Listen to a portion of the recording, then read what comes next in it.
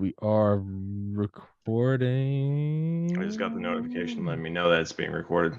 Yeah, well, it's very nice of them. They have better manners than the NSA. They never give you a notification. So shout out to the boys at Fort Meade. I'm sure you're checking out this episode. If you haven't tagged me for my episode with the bioweapons engineers or the nuclear weapons assemblers, it'll be this one. Why not? Who gives a shit? I'm gonna get no-knocked eventually. But until then, my buddy JP and Nick is off screen. Nick is fake and gay, and he has AIDS, and he's getting his tissues so that he can jerk off to JP. And this is episode 9. Trip 9. 9. I didn't even plan that. 9. Should have got it. I should have fucking worn suspenders and started screaming.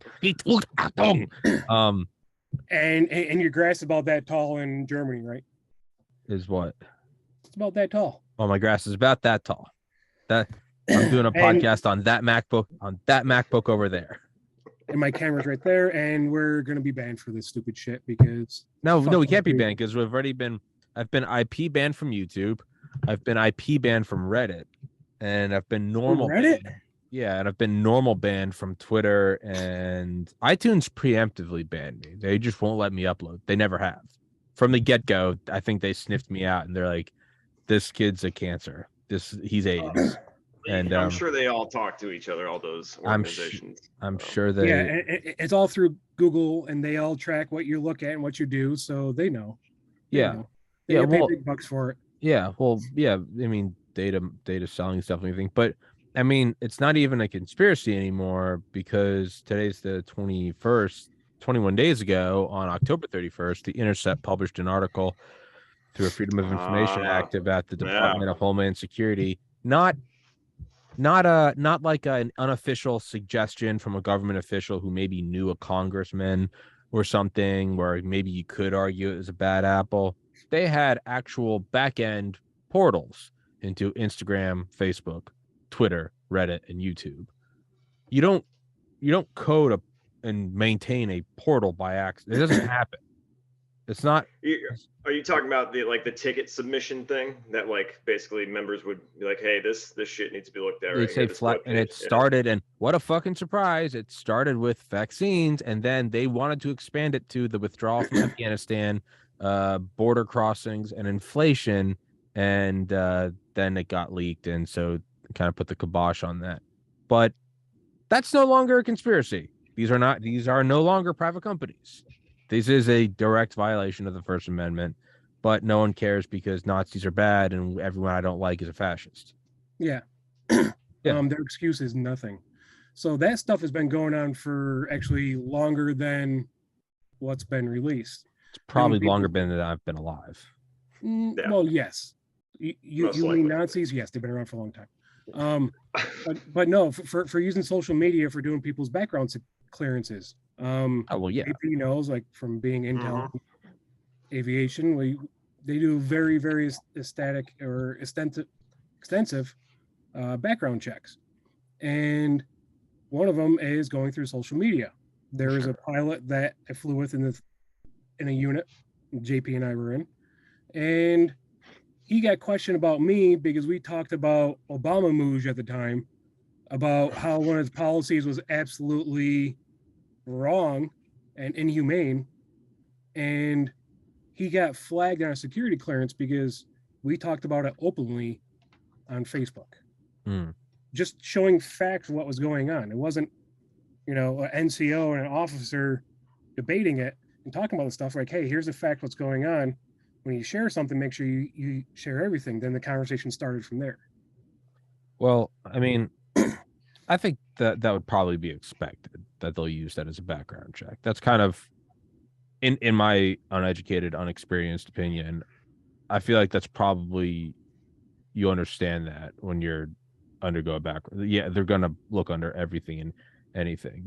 My contention is with the violation of the freedom of speech, because up until now the argument's been they are private companies, and even though they've banned me and fucked me, and that's always been a shit excuse too, by the way. But yeah, it has been. But I can honestly say, not even retroactively, even during 2020 and 2021, I still defended that point because as much as I don't like it, just like free speech extends to that which you despise, not just that which you like, I also truly believe that they are private companies. And just as no one should be able to tell me who I should interview, I have to respect that although they are Leviathans and they are the public, they are the town square, the anti-commie in me still has to say they are private companies. And I've said that for the last 3 years.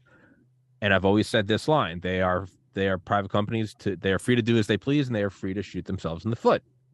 But we are now seeing that they are not acting as private companies, that they have literal back ends for the government to come in and suggest. This is, and I know they might not understand it because bash the fash means dressing up in all black and hitting people with MAGA hats with bike locks. But that is the definition of fascism. That is the literal definition of fascism. But no, it's not, dude. They changed the definition of that. You just have to update your dictionary. This wasn't real fascism. No, it's not real. Real fascism has never been tried. So we're just updating that truism. Okay. It's not tried this way. I mean, if you check out our this is different country for us to get into, Venezuela. Why? Because they're fucking commies.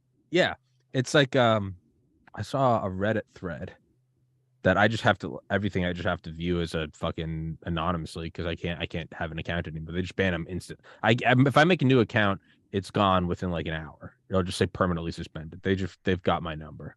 But there was a Reddit thread right after Biden's speech, his Reichstag speech, right? Yeah, and straight out of vendetta bullshit. Yeah, which is again whatever, freedom of speech, say whatever the fuck you want, but JP, it's called B for pedophile. Oh, right. Yeah. For pedophile. That's the sequel. That's the sequel. But somebody had commented like, hey, because a lot of people in the Reddit thread were calling conservatives like vermin or parasites. And someone commented, they're like, hey, as a lifelong Trump-hating liberal, can we please not use the term vermin and parasites? Because they're like, I am also of Jewish ancestry. And the last time we okayed dehumanizing people, it was a couple of years later that we all sat around going, how did this happen? And it had like negative 300 votes. And it was like, this time is different. And it's like, that's also the thing that happens in history is no. They were genocidal maniacs. We're going to be benevolent tyrants. We do it. Yeah. No. I'm actually just going to try Oxycontin once. I'm actually only going to do it once. This isn't a slippery slope. Seriously, I promise, guys. I really do promise this time.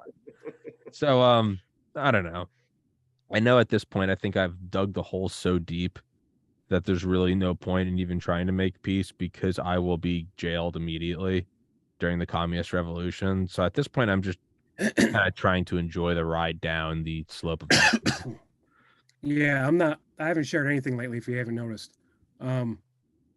I see some trends coming and it's going to be ugly. I hope I'm wrong. I hope I'm wrong too. I genuinely do.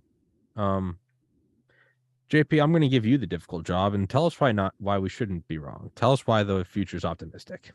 Oh God, you don't want to hear from me on that aspect. I am putting it on your shoulders. Tell us why the future. Tell us why the future is rosy. Well, I will say that there is definitely, with all this shit that's going on, because the establishment has let the mask drop a little too much, and I think a lot of people are starting to kind of see that not everything is as it seems. So there are a lot of people, even if they're independently minded, that they see that, you know, this is kind of heavy-handed on one side, and like for anything as far as like free speech and censorship online, like it should be applied equally to both sides, right? Because there's heinous people on both sides of the aisle, whatever. But will that be enough in time to curb everything that Nick, myself, and you probably think that's coming down the pike? I have no idea. I hope so. I hope it does. You know, I got a soon-to-be 6-year-old daughter who I would just want her to grow up in a world that's not going to try to brainwash her and everything. But that's asking a lot nowadays, you know, specifically private education in the state of Virginia, which ain't cheap. So, yeah. So I heard a thing the other day, and I thought about it before. So when I'm out shooting photos at night, my goal is 10 terabytes of night skies, because the night skies we grew up with are nothing like they are now. I think we talked about this before a little bit, Tommy. So when I'm out shooting, I got a camera set up on time lapse. I'm just like staring off in nothing. So feed the birds, medication, marijuana. It's legal here in New York, and my mind starts wandering because that's what I can do. It's very zen-like. Mm-hmm. So I thought of this over the summer. Non-binary. What does non-binary mean? To you or JP? Not. I mean, I'll be honest. I still, and not even trying to be funny, I still actually don't know the definition of any of the. I just don't. I take the kindergarten cop approach. Boys have a penis, girls have a vagina. That's about. And they let me in a medical school, and so I don't know. I couldn't apply today. I don't know, but I would imagine in literal terms it means not one or the other, not one or zero. It's half. Mathematically, my answer would be 0.5. Yes. 0.5. That's actually pretty good. I may use that in a joke somewhere. That's my answer. JP is my lawyer, and that's my final answer. Don't let the nose fool you. It's not a Jewish nose. All right. Mr. Varian, I just imagine some senator saying that's wildly inappropriate. You and I are both in orange jumpsuits and Gitmo. Like, JP, be more serious. He's like, this isn't a Jewish nose. I'm like, fuck. So binaries, ones and zeros. You know, like computer code, if you can see it. Mm-hmm. Ones and zeros. Yep. You got male, you got female. Mm-hmm. Non-binary is everything else. Everything combined together. Ones and zeros combined to make other data, which isn't binary. Then it becomes code and other stuff. Yeah. So them talking about, you know, the World Health Organization or World Economic Forum, New World Order, what the hell you want to call it, commies, global homo. Global homos. So you have all these people that are non-binary. They're not male or female. They're everything else in between. Well, I saw a thing where, okay, you have a barcode. Back in the day when you used to go to a store, early 1800s, mid 1800s, you go there, it's either you're going to get brown sugar or white sugar, not anything else in between. Or you can get sugar cane or sugar. That's it. One or the other. Over time, now we have brown sugar, light brown sugar, molasses, so on and so forth, everything else. Same thing when it comes to your sexual preference or what you identify as. Okay, cool. Actually, you know, people, I feel for people. These are people who never had a voice before, but the way they're standing up against it, could be done differently. So the future, you know, putting the chips in the hands or in back of the head or whatever it is to track you even more, including with phones and stuff. Well, now we each individually have our own code. We have our own barcode. We have our own RFID number. We have our own NFC, whatever we are, as JP and I, our DOD ID number, our social. It was all binary. Now it's not. So they have a better way of tracking just you, Tommy, or you, JP, or me, Nick. And they're trying to push this stuff out so they can see what our carbon footprint is, to see what we do for intaking for food, how much water we use. All of this stuff is now being tracked.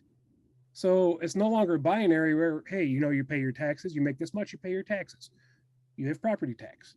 You have tax on gasoline. Now it's like, oh, you've done this, so you're not going to get that social credit, kind of how they are in China. It's just a different way of doing it, but really, really tracked now.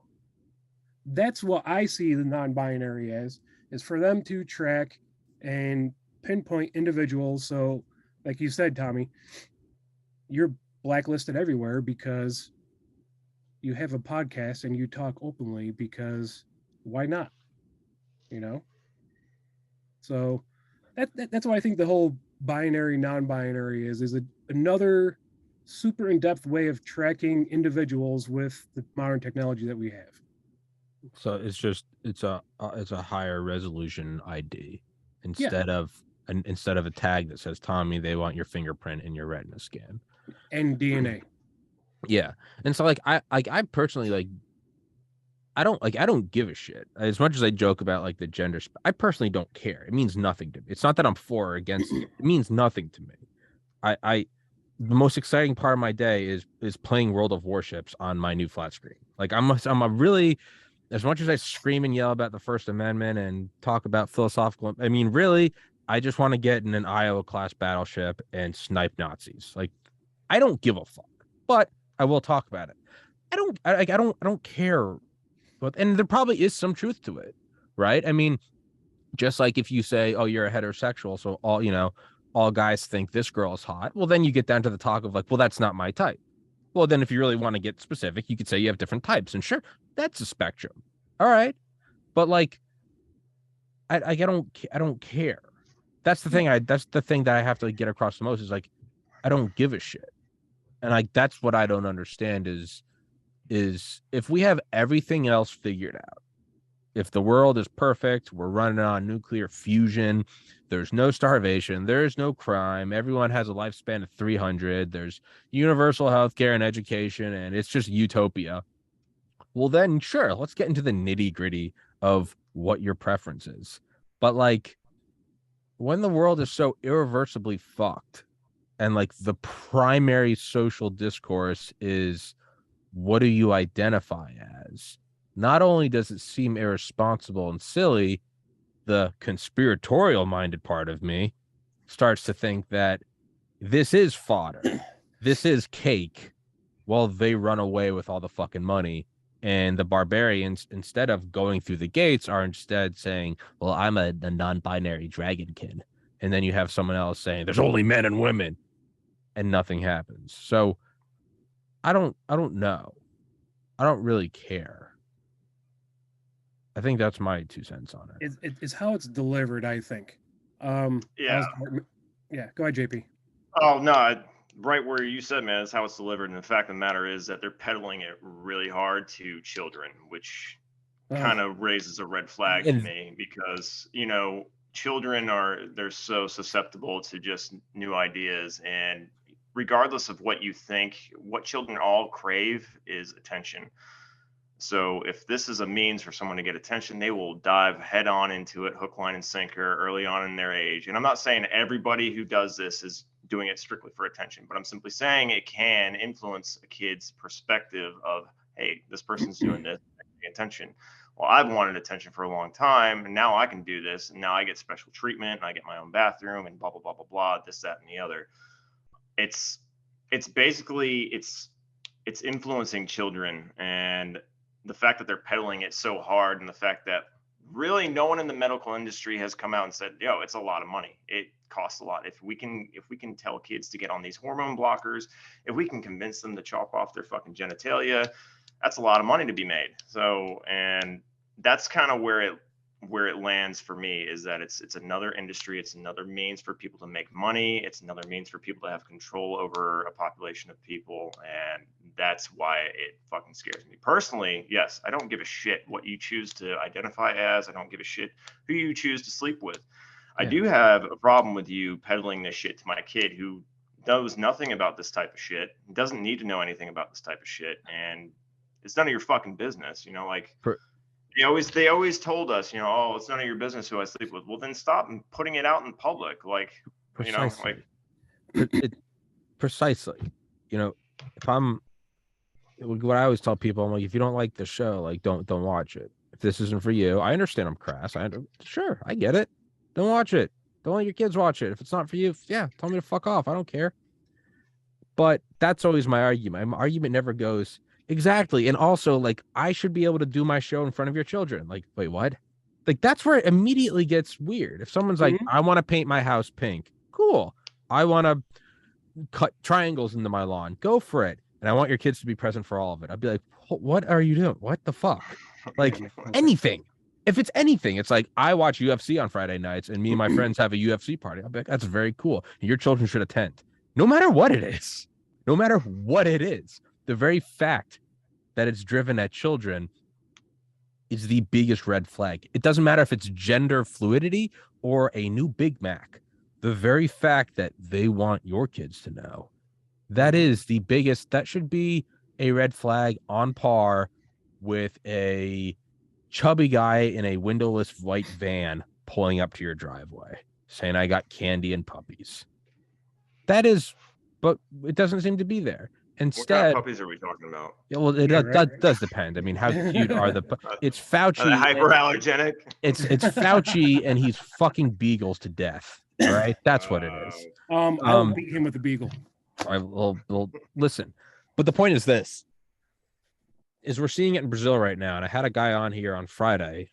He's in Brazil, and the Lula just signed a bill saying that the protesters questioning the election, who in newspeak are threats to democracy, the people questioning the democratic election are somehow threats to democracy. They are unfit to be parents because of their terrorist activities, and thus it is now legal for the government to come seize your children. And there's a weird sort of tension now because they are protesting in front of military bases. And the military bases are turning away the federal police who are coming to grab the kids. And the military is saying, no, you can't do this. And there are judges saying that these strangers coming to take your kids are strangers coming to take your children. And under whatever Brazilian law, you can defend your family with lethal force. So what we're seeing is like, is this just creepy pedophiles, or is it now not only the money incentive, JP said, for hormone blockers and chopping off your genitalia, and then the fact that that's also a mental health patient for life? Yep. But it's also, hey, if your parents don't want you to be a gender fluid dragonkin from Mars, Come here, we'll take you. you can tell us, because your parents are hateful bigots and enemies of the state. And now that's a form of control, the worst form of control. So now, JP, if you're not going to go along with my agenda about gender fluidity and hate speech and Viva Ukraine, well, now I'm going to go for, it'd be a shame if someone came for your kids. And that is the act of demons. That is a demonic act. Not trying to sound like Alex Jones. That is evil. That is, short of having like cloven feet and horns, that is evil. And that's what I think we're looking at in the future. Is it's not just, hey, it's a new world of progression. I get it. Progress has to happen. I mean, 100 years ago, it's barely, women have been able to vote for barely 100 years ago. The guys that I went and interviewed at medical school Look with, how fast it all turned to shit. Yeah. Right. Yeah. And exactly. That is a fucking hole that we can go down, and I'll like. As Tim Dillon once said, he goes, I advertise for the Ridge wallet. It's a product for men, just like business and government. It's for men. Yeah. The glass ceiling for women is. It's the skylight in the kitchen. I'm sorry.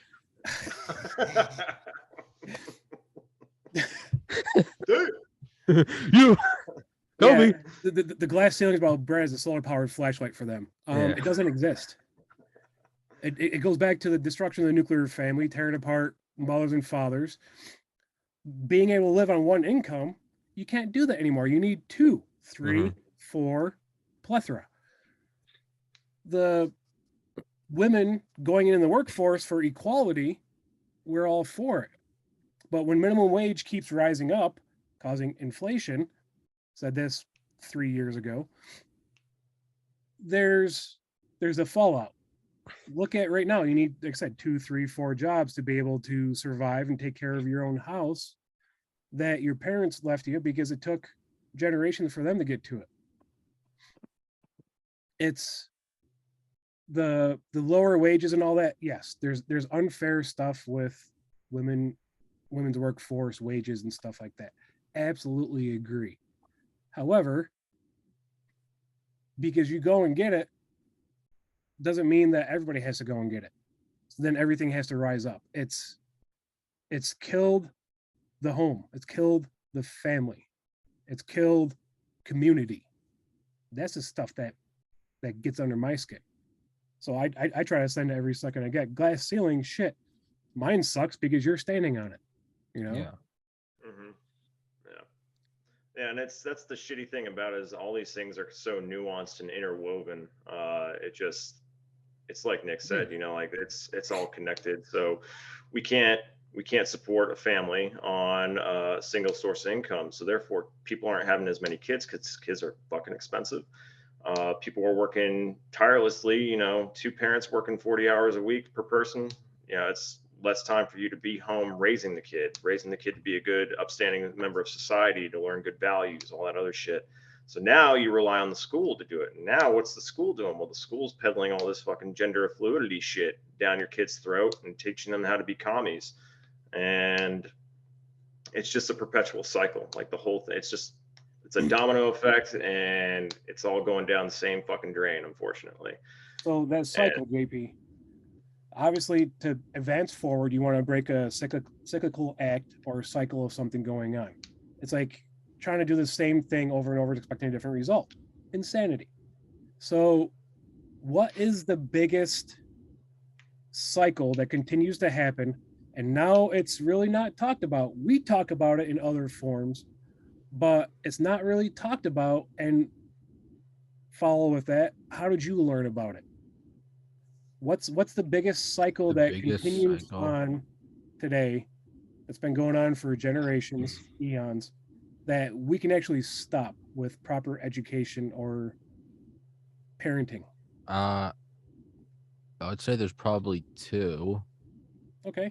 One, just off the top of my head, I would say, and again, I'm no commie, but I would say the self-attracting effect of wealth. That, and I'm not even against that, but I would say that's one thing that seems to be a thing that is accelerating throughout time. I think it's fucking hilarious, but an objective observation is I mean, we have really not since Carnegie and Vanderbilt seen guys worth hundreds of billions of dollars. Again, I'm all for it. You create Amazon, you create Tesla, go get yours. But that It's seems not a to monopoly. be No, not at all. No. It seems to, but it does seem to be, and that seems to be one cycle. And the other, I would say, is the longer a government exists, the more it encroaches on your liberties. And I had a professor on here, Dr. William Federer, Roger Federer, William Federer. So it's kind of like a wrench. It's like you can always like grind it one way and it tightens a little more, and then you put it back and then you tighten it again. But the tightening only ever goes in one direction. It doesn't seem to ever. You don't repeal the Patriot Act. You don't undo surveillance powers. It just, we didn't builds up. Like after Eisenhower, it wasn't like he gave the speech and everyone's like, the military industrial complex is kind of fucky. Maybe we should. No, JFK got domed in a Cadillac 2 years later and went to Vietnam. Did it end at Vietnam? It did not. So those would be my two observations: is the cyclical effects of wealth aggregation and the encroachment on individual liberties. I don't know if that's the answer. Well, they're phenomenal answers. There's no dumb answers. Like there's no stupid questions. Only people who answer them or tell them. JP, how about you? The biggest cyclical act that's going on that still has yet to be truly identified and taken care of for a resolution that's going to, I personally think, world changing. Divorce percentages. That one too. That one seems to be going up exponentially, right? Sorry, JP, you answer. That's. I'm fucking terrible at these on the spot questions because I think so in depth. But I was thinking like generational cycles. So the replacement populations, and that's a whole other topic that we could talk about. But that's where my mind was going, Nick, was, families aren't even having enough kids to replace, the older generations, which is why population has been in the decline, which is also why they're all for open borders and low low-skilled laborers to come in and basically undercut everybody that's But the already fucking Kalergi in. plan is just a conspiracy, guys. Don't look up Just the a Kalergi. conspiracy. Don't look up the Ah. Kalergi Kalergi plan. Don't look up that plan. It doesn't exist. And it's not happening in front of your But eyes. Yeah. I don't know if those were the answers you were looking for, Nick. I don't know what you're talking about. No, so I will hold a conversation with anybody about anything at almost any time. I'm always curious on The how size people of JP's cock. We said we weren't going to We talk said about we this. weren't gonna fanboy about it. I got little tweezers for you, JP. Brutal. Do you have a magnifying glass? Yeah, I do over there. So I've got a truck scale. My opinion, my opinion, based on stuff that I've seen over the last couple of years, obviously the COVID, more stuff's coming out, the mental health swing of getting proper help, not getting help, medications, and all that over the last few years is abuse, sexual / lower end physical abuse from someone older than you. Okay. I don't know what the percentage is. It could be 42, it could be 89. I'm going with a higher number up around there. And it kills my gut. It really does, because I want to stop it. I want to prevent it. I want to end it. And this has to go with the pedophilia. How many women grown to birth have been molested? Do you think that percentage is? I actually have no idea. Is that percentage increasing? I wouldn't be surprised if it was. Oh. It's increasing, and it's way the fuck up there. I'm probably like educated guess in the mid 90%. Wow. I think that's maybe my own naivety. Is I assumed that because despite like the world seemingly being like horrible, there are the metrics of like more people are coming out of poverty every year, the lifespan's increasing every year, voting rights extended. I think maybe that's my own ignorance. Is I assumed that rape and sexual assault probably have been decreasing, but there's less crime now than ever before. But I'm fully admitting that might be my own ignorance or blind spot. Which is an interesting thing. But that is an interesting thing. Why would that one be increasing? That was brought up during COVID too. Some of the things like, all these kids have to stay home from school. They don't have an outlet to potentially avoid these horrible situations that they have at home. Jeez. So, yeah. So the question is, how do we? Obviously, we've heard celebrities, like Weinstein, you gotta give a fucking blowy to get on a freaking to be an extra in the back of a movie somewhere. Stupid stuff like that, all the way up to current POTUS, all the way to Epstein Island, all the stuff. Human trafficking obviously is going to be investigated here shortly on it, and told you so's out there. But I see it, and it's not just women. Unfortunately, I say that wholeheartedly, because I'm not taking away from women or men or whatever you identify as. It's horrific, the act, and it's, like I said, it's not just women. Mm-hmm. It's a cycle that single parents try to break, and there lies another issue. Single parents, the destruction of the nuclear family. So you can't have the lookout and the safety, that security that's usually there. I'm not saying it's 100% safe across the board. Sure. I'll just say my analyst from Iraq, who, when I was doing interrogations with Libby, my personal analyst, who was a U.S. Air Marshal, did it to his own fucking daughter. Jesus. If I see this guy, I'm gonna his throat and just watch him bleed out. Like there's just certain things that absolutely get to me, and everywhere you look, you see it or it's alluded to, and there's grooming, and there's, oh, it's okay. Watch obviously a lot of Disney movies and stuff, you hear about it, the grooming and all that. Ralph Breaks the Internet. watch Ralph Breaks the Internet and think of grooming your child to make sure that that stuff is okay, that you don't talk about it, that it's our little secret. Mm. Stuff like that. Everything from Amazon to Google to Nike. I mean, it's Ralph Breaks the Internet. The first time I watched it wasn't even on my mind.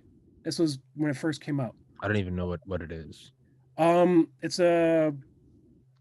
It's like video games when they're not being played, like what goes on. Okay, like kind of Like- like Toy Story or something. Yeah, Yeah. yeah. Yeah. I mean, it's very big a branding movie and advertising movie, I guess you would Sure. say.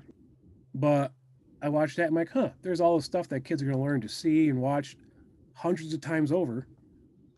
But what else is and then stuff happened to a friend of mine, and we'll just keep it at that, can't talk about it. And watching that, and I look at her, she looks at me, I'm like, this is absolutely fucked up. Like, are you kidding me? This is grooming for pedophiles. A very well-known movie with very well-known actors, and you watch it, it's disgusting. It's absolutely disgusting. And I try not to think of it. I try to enjoy a movie or a show or a story for what it is, not for what it's telling you. Mm. I'll never watch that movie again in my life. I can't say never. I'll never do it willingly to watch it for entertainment value. I do think about like and like I have to stay for my own mental health. I have to stay optimistic, but for the same reason I play like devil's advocate on this podcast. It's not like a novel idea to be like the world is bad. It's like, okay, is that your hot take? It's evil. It's unfair. It's like, wow, get this guy a fucking TED talk. So like, yeah, when it's binary that way. Yeah, yeah. So when I try to be optimistic because it's like difficult to do. Like one, it's good for my mental health, but two, it's like it's a difficult argument. So like COVID. At first, it was kind of like melted your brain to see the FDA and the CDC and 5G. Don't forget 5G. yes, and the WHO, and you see them, not only are they pushing a product that is clearly damaging people, that's bad enough, but they are suppressing alternative treatment of, it's one thing to try to sell a, like reinvent the wheel, like a reinvented fire extinguisher that costs 10 times as much. Yeah, okay. I mean, yeah, okay, of course, people are trying to make a buck. It's not new. It's another thing if the company selling the new fire extinguisher is also parking in front of fire hydrants so that the fire department can't come and put out the fire. So pushing a bad vaccine that's hurting people, it's bad enough, but it's also not really surprising. It's a whole nother thing to see them shutting down speech of generic medications that have been tested and tried and proven true over decades, like ivermectin, hydroxychloroquine, etc. So that was really, yes, of course, right? And now you see just last week, the FDA having government lawyers argue that linguistically they didn't actually say don't take ivermectin. It was technically, legally a recommendation because they know what they fucking did was a violation of the Nuremberg Code. So they're covering their bases because they're good people, right? Not because they're worried about being fucking hung. But the point is of this whole spiel is at first it melts your brain to see these institutions and see these doctors doing this. And then you start to realize that, no, this has been going on forever, just like Oxycontin is not addictive, or just like 9 out of 10 doctors smoke Lucky Strikes, right? Or that you need to have 9 servings of bread a day. And we now know that the sugar industry paid off Harvard nutritionists in the 60s to publish the food pyramid. Yep. And that doesn't make it good, but it is a little better, marginally better, to realize that this wasn't a new phenomena of pure evil, but that pure evil has been going on for all of history. And that may sound worse, but I don't think it does, because you now realize that, oh, you've been living with it your whole life. And this isn't a new thing, but rather you're discovering this thing in your life. It's discovering a splinter in your foot, and it's not new. You've had it forever. you go, oh well, I've gotten through my whole life with it. And Clearly, someone I'm goes, strong hey, enough. yeah, Yeah, this person clearly. goes, hey, there's a splinter in your foot. No, that's a conspiracy. Yeah, well, No, it's right clearly here in I'm. my foot. Yeah, clearly I'm strong enough to live with this splinter in my foot. Now we just have to work on taking it out. So I think that what we're seeing with like grooming and the extent and the depth of the depravity, in a weird way, you can find the silver lining in going like, this probably isn't some new thing that is a symptom of a world going to hell, but rather this has probably been just under the surface for all of human history. And now we are seeing it. They're coming out of the shadows. The mask is falling off. Mhm. You know, the hashtag groomer is banned on social. And now this isn't new. It's, oh, this has been going on forever before the printing press. But now the tide is lowering enough that you can start to see all the skeletons at the bottom of the bay. And I think there is an optimism in that.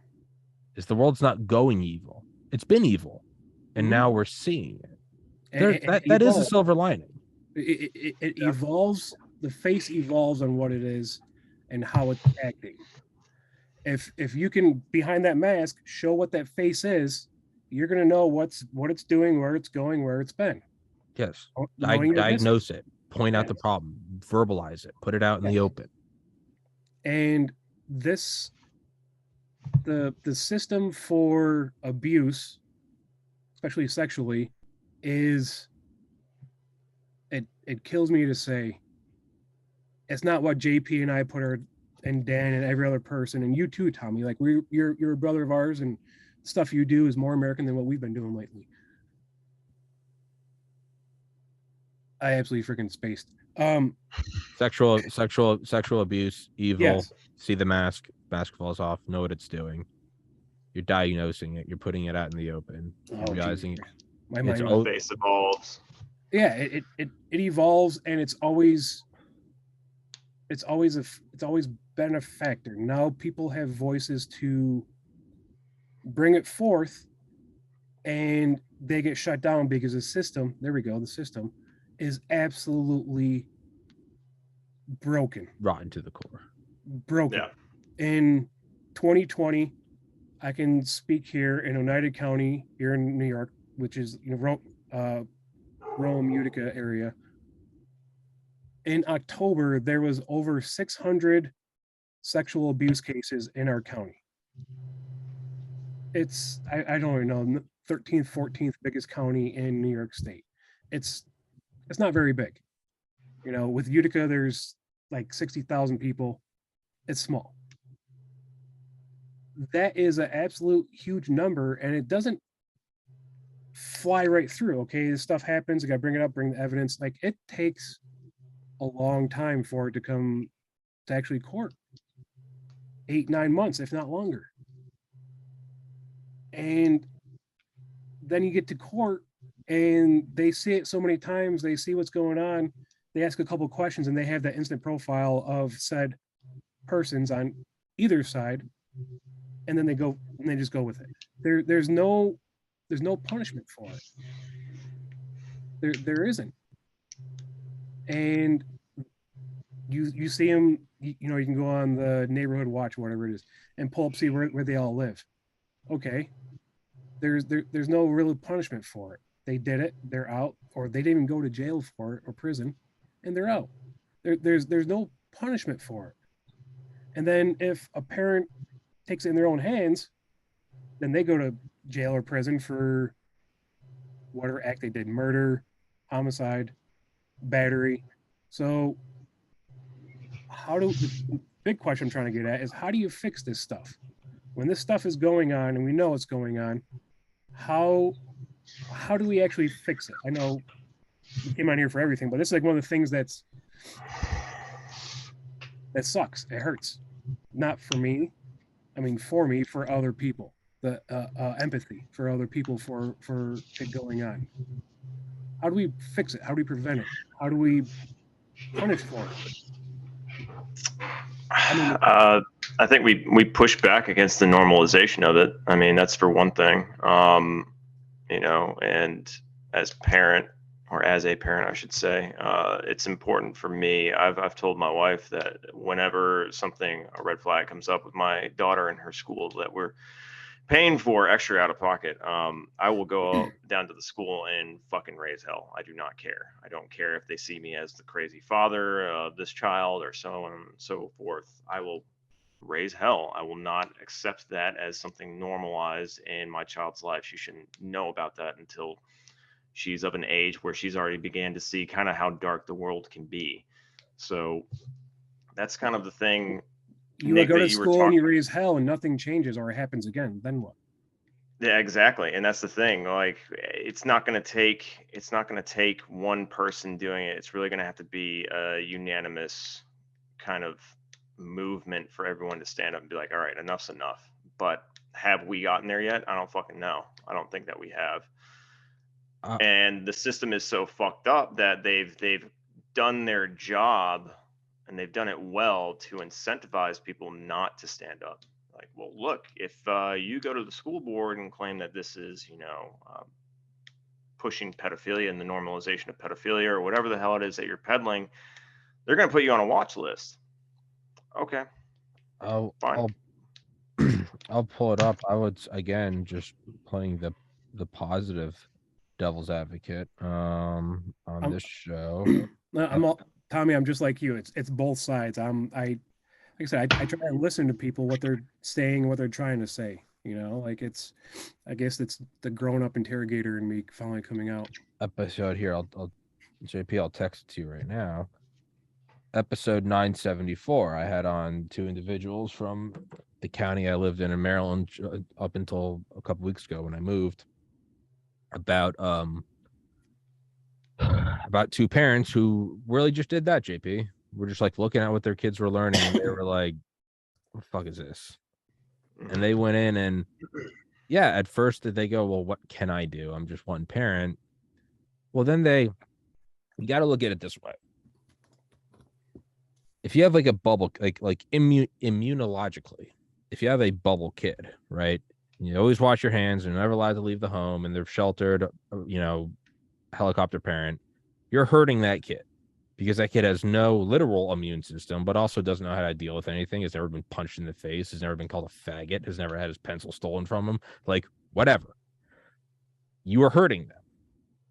So by virtue of the fact that they have censored all of this, that they don't want anyone to talk about it, they've actually hurt themselves because now there is an undercurrent of people who feel this way.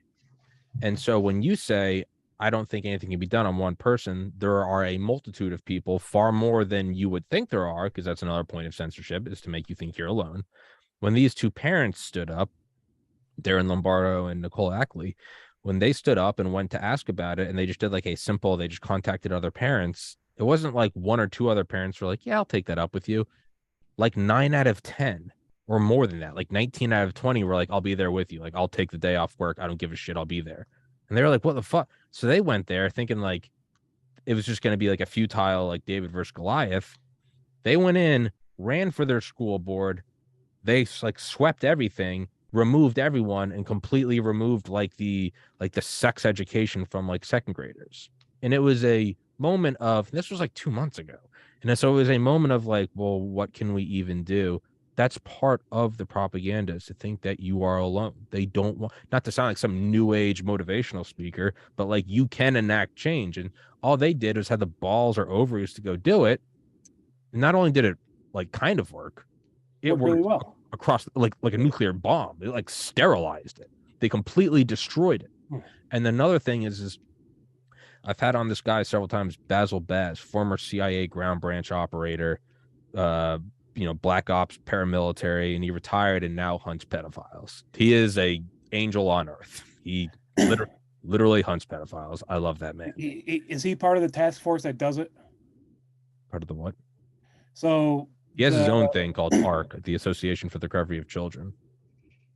It's like privately funded. I know the NSA had a program where you had to be in special operations of any sort, have a TS, SCI, and they would teach you cybersecurity, and you would not only find these fuckers online and communicate with them like false flag as your child and all that. But then you go roll these fuckers up. I think he does all of his stuff through private funding because he doesn't trust the government. So he just does it with like former CIA ground branch operators, and there's kind of a catch-22. Yeah. Like, who do you send like Delta Force guys after people you want gone, but what happens when the people they don't like are Delta Force? It's a catch-22. Like, they are the people you'd send to get rid of them. The point is he said that you can always tell, because he's like, if there's a pedophile like assaulting a kid in broad daylight, there's probably a good chance that person's criminally insane, paranoid, schizophrenic, and although their actions are depraved, they probably are also legitimately insane and probably need to be in an asylum. But when you find someone doing it anywhere but the middle of a sidewalk at noon, that's someone who, by virtue of the fact, have taken precautions to not be out in the open, know what they're doing is wrong. And that is what these two parents saw, was they realized that they had all the leverage in the world to fight, because you had all these parents who were like, they weren't trying to hide that they were going to go to join the school board. They were like, I will get fired from my job. Like, when are we going? Tomorrow, Friday, noon, I'll be there. I'll leave my fucking job at Geico. I'll be there. It's the opposite of wanting to hide. The people on the school board, you can tell they're not true believers who think that we're pushing progressive. They hid. They went to the shadows. The only time they wanted to talk to parents was they're like stipulations, like, we'll do it in a room, like no recordings, no cameras. And it was like, what you're doing is wrong. Teaching kids about anal sex is wrong. Not because I'm some fucking bigot. Teaching them about vaginal intercourse is wrong because they're fucking children.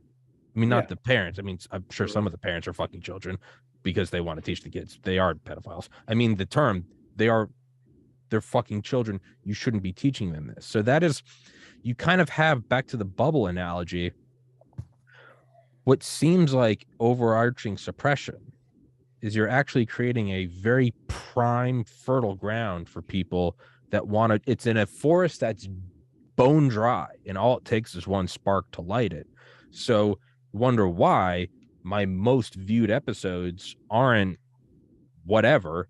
My most viewed episodes are the episodes that have gotten me banned from other platforms. And what a coincidence. It's because that's the very thing the vast majority of people want to discuss. Vaccine injuries, election fraud, whatever. This, yeah. Exactly. Yeah. So they want you to feel alone. That's part of the psychological operation of censorship, is to make you think that you are alone and that everyone else is for it. All you have to do, and it's scary. It takes some balls. You have to, maybe JP, maybe you have to be the crazy dad. There's a certain, they'll try. It's the oldest trick in the book. They want to ostracize you, make fun of you. That's a huge thing that was leaked in the Department of Homeland Security leaks, was that they wanted SNL to aim specifically at ostracizing and making fun of anti-vaxxers. It's as old as the human mind, the ego, doesn't want to be made fun of. If you can shoulder that burden and go, they're going to hate me, they're going to yell at me, they're going to call me a Nazi, whatever, then you can go forward, and that's all they have. It's like what Bill Burr said about Donald Trump in the 2016 elections. It was up until that moment, the media controlled every candidate, because there were things you could say and couldn't say. And they had every candidate locked in a prison. And it was really just duct tape on the floor. And you couldn't leave that area. If you said anything here or hateful, you were done. And Donald Trump's the first guy that just stepped outside of the duct tape box. And they went, oh, fuck, it's not actually a box. And he just started screaming, and then he won the presidency. That's what you have to do, is realize that their wall of impenetrability is just that. It's just an illusion. The second you go, they're going to go, well, you're the crazy dad. You go, yeah, I don't give a fuck. That's the extent of their ammunition, is you're a crazy dad. Yes, I am. I don't want my kid to be raped like you were and your kids. I want to stop that for next generations. It's like fucking Poland, and their only resistance was, Hitler, it's illegal for you to come into Germany, or it's illegal for Germany to invade Poland. Yeah, that's the sign in the school that says no guns allowed. And you go, yeah, I have a Polish flag back there, so yeah, we did that. Yeah, you got butt in that worked out well. Yeah, you got butt fucked on September 1st, 1939 by a wall of steel and German meth. So it didn't work. What does work is resistance against it. But the point is so I think you have to have the uncomfortable conversation and realize that people are going to hate you and make fun of you and ostracize you, but then also realize that it takes, what's the quote? It takes nothing to be the second patriot. All it takes is one person to stand up, push forward, and then a million people will go, actually, I kind of agree with them, and they'll fall right behind you. And next thing you know, you've got an entire army, and you were getting ready to go fucking commando it by yourself. So it's the Terrence McKenna quote: "Nature loves courage. Just go forward, and it will work." Sorry for that. No, that's spiel. Tommy. Don't be sorry for shit. Thank you, JP. JP has a huge cock. Out. We go march on the school board right fucking now. Let's go. Put on some fucking But yeah, how does it get fixed? I think you do what JP said. You go to the school boards, but before you, it's not just school boards. It's after school activities. It's preschool. I'm not saying teach them there and stuff, but obviously you teach values, right and wrong, good and bad. Hey, if when we grew up, stranger danger. If a stranger touches you, comes near you, you run away and you yell. And then now, how come that's not being taught anymore? You hear it, but it's not really being taught, especially with COVID, getting these kids conditioned to not saying anything because they don't have to, or they don't know how to, because whatever part of their age and learning, 2 years that shit got taken away. How do you teach that and reinforce that? It's a slippery slope on both sides. Okay, teaching kids about sexual stuff when they're in second grade. No. Teaching them how to say no, or if someone's touching them, say no. That's what you teach, brother and sister, brothers beating each other up, stop touching each other, sitting back in the car. He's touching me. Stuff like that. Us growing up, that was reinforced. That was right and wrong. Stay in your own space. Someone gets in your space, speak up about it. It's out there, but it's like you said, or I said before, it's changed on the perception of it. Now it's changed to, hey, we can use this to our advantage. Be disruptive, as you hear all over the place now. That's PsyOps 101. Be disruptive. I think so. I think before even going to school board meetings or going to after school activities, is they're trying to normalize the censorship of it. Don't say groomer. Don't call them pedophiles. That's a conspiracy theory. If we allow that to go forward and say you can't point out grooming, well, then the rest of the fight is lost, because change the phrasing. Instead of saying grooming, it's not lying. It's telling the truth in an alternative perspective you weren't expecting. It's verbal judo. It's wordplay. JP verbal judo. Call them pedophiles. It doesn't matter. Don't allow a single win for them. But not only that, is you're setting an example for children. How can you, with any sort of rationality, look at a kid and be like, you're going to be made fun of, and if someone's assaulting you, they're going to say, don't tell your parents. How can you expect them to act with courage if you as an adult are afraid to use a hashtag on Twitter because the big bad man will ban you? If you can't do that, if you can't be on a podcast and say, yeah, grooming is for fucking pedophiles. If you are, well, I don't want to say that. That's hateful speech. You don't deserve to have the right to tell your kid to be courageous and say, don't listen to them. You're asking, if you don't have the balls to be a keyboard warrior, I'm not saying you got to go storm Omaha Beach. If you can't go, hey, you know what? This isn't right. You're defiling the innocence of children. You're teaching them. You're having guys with thongs lap dancing in front of 4-year-olds saying in a neon sign, it won't lick itself. If you don't have the balls to go, this isn't right, and I don't care if you think I'm a hateful, bigoted Nazi, this is fucking wrong. If you can't say that as an adult, you kind of don't deserve to have your kid not have a better life than you. Because you won't even verbalize. It's one thing to go fight physically, but if you won't even verbally stand up for what you believe in what world is your kid going to be stronger than you? It makes no sense. It's being 400 pounds and snorting Oxycontin all day and telling your kid to have the discipline to make his bed. It's like you can't do anything, and you're telling this kid to make his bed. You'll never listen to. Never trust a skinny chef, and you never trust a fat personal trainer. It's just like the proof is in the pudding. I'm not going to take. Yeah, the person teaching me English spoke English. It wasn't somebody from Bosnia who was like, "Hello, Tom." Like, nothing against them, but like, I'm not going to learn English from you. Just like I learned German from a guy who really couldn't speak anything but German. It's that simple. So if you can't say, "Hey, this is wrong," how are you going to expect your kid who has no life experience and is being told by an adult, "Hey, this is our little secret"? You're telling him to have the courage to speak up when you're too fucking scared to say the word groomer. Mm-hmm. This is natural selection. That's what it is. Again, sorry, I'll get off my soapbox. No, Tommy, don't do that shit. That's stupid. You're stupid. I need to get some lederhosen and run for Chancellor of Germany. That's the I think natural end of this podcast. I think JP and I just need to get hose and beat you with it. I think the natural end of this podcast is me leading a popular revolution. I'm not saying it will end well, but that's how this ends. Well, 2 miles away from me is where Frederick Baron von Steuben is buried. George Washington's top general. George Washington had a brother named Lund, Lund, and he managed some of his properties. JP, I think you're muted.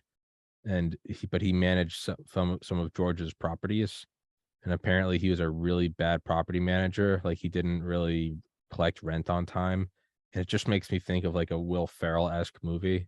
You have like George Washington, who's like a larger than life figure.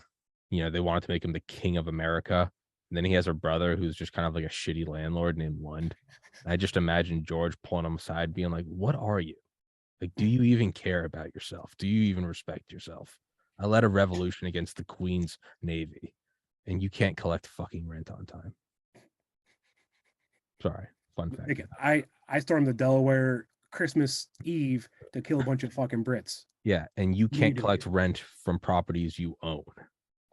Fucking Lund. Lund was ripping up. JP vanished. Oh, JP died. He'll be back. It's just his internet. But how do we get on this? Oh, the cyclical cyclical thing. The cyclical bullshit that the cycle may change a little bit, but that spiral, the Fibonacci sequence is always there. How do you redirect it? That's, as you said, taking that first step. Somebody has to do it. Someone has to fall on the sword. Hopefully not, but you have to. Like, change, any type of change is going against the grain. Hi for me being medically retired. Well, yeah, I was. But there's more to it than that. Probably because that you can see through the beard, the mouth. But that's just one of the things that grinds my gears, per se. And everything that is out there today in every form of media. I think when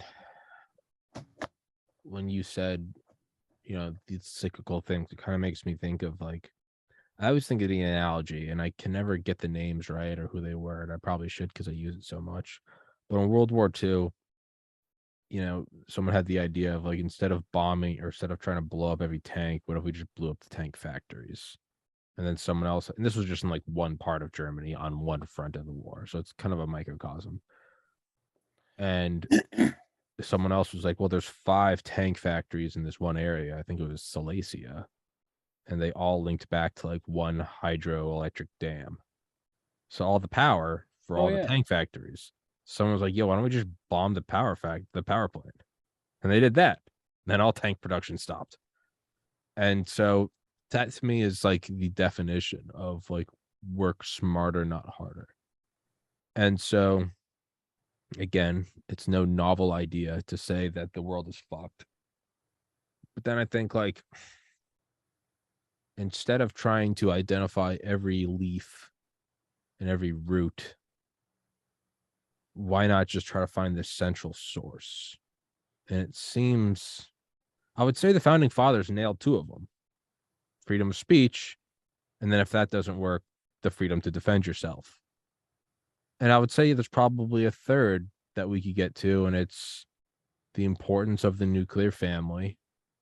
And I don't know, chicken or the egg. Is it lacking a nuclear family, the door is open to more sexual assault, or vice versa? If we're arguing that sexual assault percentages are increasing, well, nuclear family percentages are decreasing. So we would have to say that even behind if sexual assault was the tank factory, the power plant is the nuclear family. So I feel like that's maybe something, and I don't know if you can codify that into law. I don't think you should be able to, but it seems like that is the work smarter, not harder, would be the importance of a nuclear family.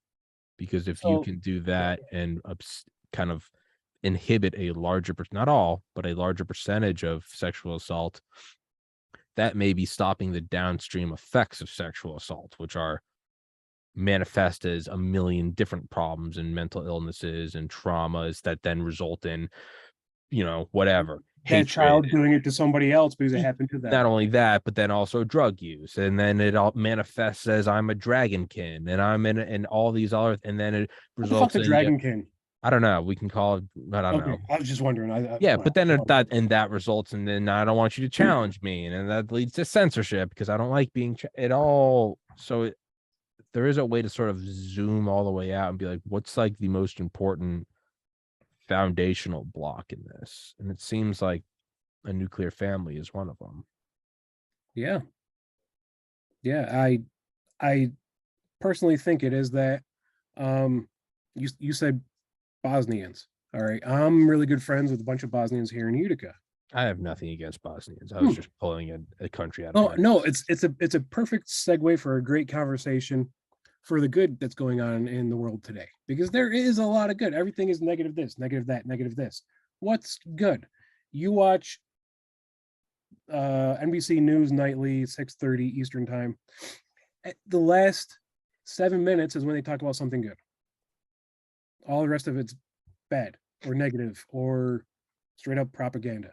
Yeah. Like it's only a quarter of a side of a story, So one of my good friends, he's a cop here in Utica. Well, not Utica, but in Utica, Bosnian. I go out and have coffee with him and his bros on the weekends or sometimes during the week.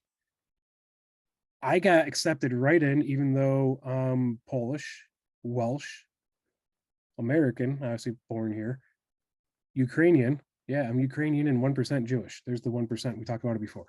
So, but the Ukrainians before the Nazis got there and we left late 1800s, early 1900s. So they accepted me right in because I was in the military. I know what they went through when they were kids or teenagers or even young adults or even older adults as fathers.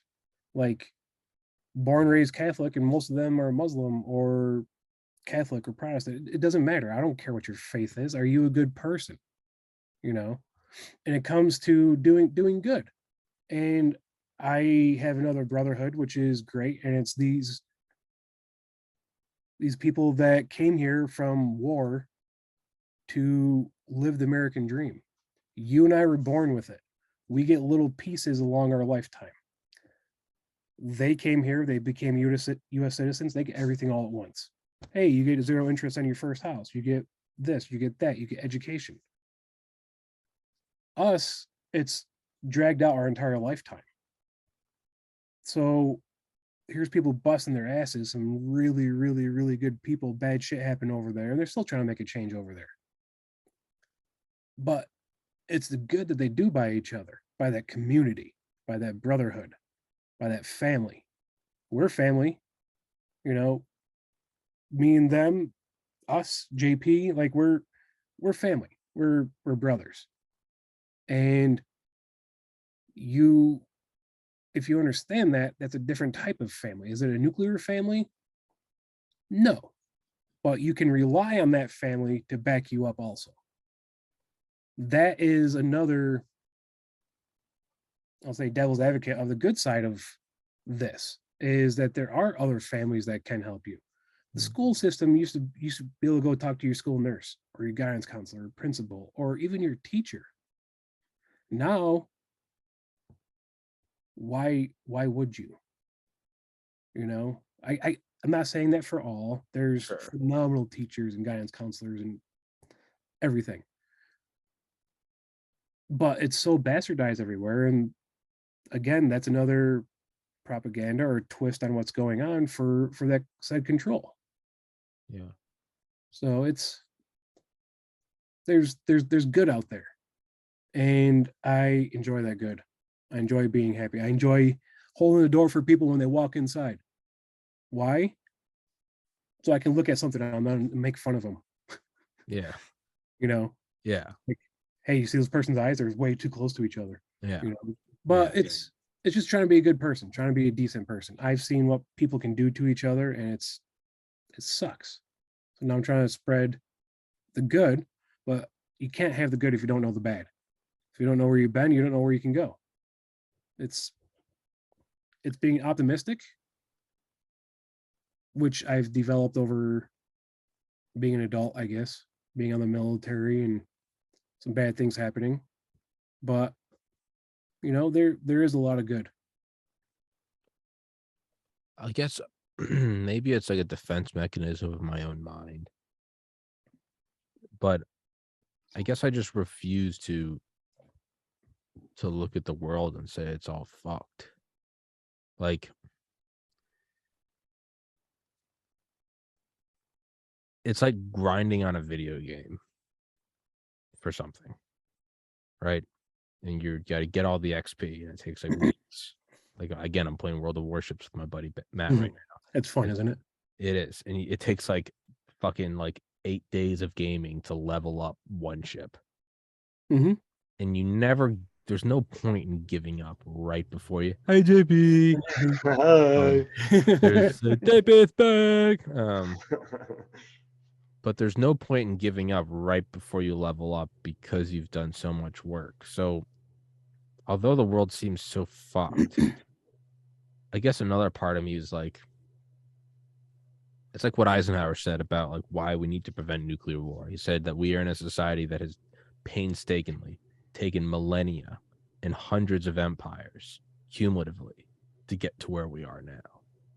So, although the world seems fucked and that, you know, pedophiles are just running rampant and there's demons, we have come so far from just chasing down bison naked and like beating them with a rock.